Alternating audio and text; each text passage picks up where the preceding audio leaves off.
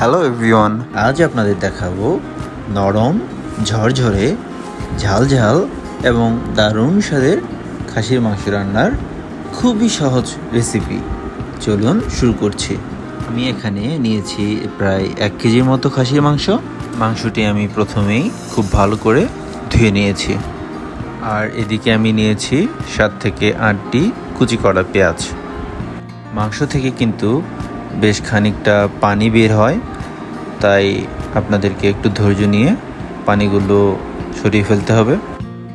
মাংস ম্যারিনেটে শুরু দিয়ে দিয়েছি 2 চামচ রসুন বাটা, আর দিচ্ছি 2 চামচ আদা বাটা, দিচ্ছি 2 চামচ মরিচের গুঁড়া, 2 চামচ হলুদ গুঁড়া এবং 2 চামচ জিরার গুঁড়া।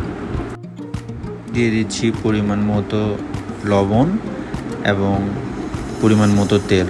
দিয়ে খুব ভালো করে হাত দিয়ে মাংসগুলোকে মাখিয়ে নিতে হবে। মশলাগুলো দিয়ে ঠিকমতো মাখানো হয়ে গেলে আমি ফ্রিজে ম্যারিনেট করার জন্য রেখে দেব 30 মিনিটের মতো। আর এদিকে নিচ্ছি 3টি তেজপাতা, কয়েকটি দারুচিনি এবং 4-5টি এলাচ।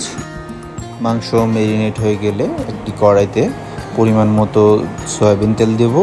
দিয়ে পেঁয়াজগুলোকে হালকা বাদামি করে ভেজে নেব। মনে রাখতে হবে পেঁয়াজগুলো কিন্তু অনবরত নাড়তে হবে যাতে পুড়ে না যায়।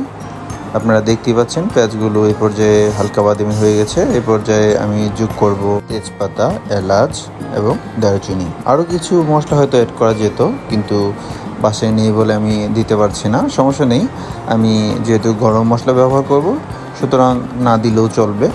এ পর্যায়ে আমি দিয়ে দিচ্ছি ম্যারিনেট করে রাখা মাংসগুলোকে কিন্তু খুব ভালো করে নাড়াচাড়া করতে হবে যাতে কোনোভাবেই না লেগে যায় পাতিলের গায়ে।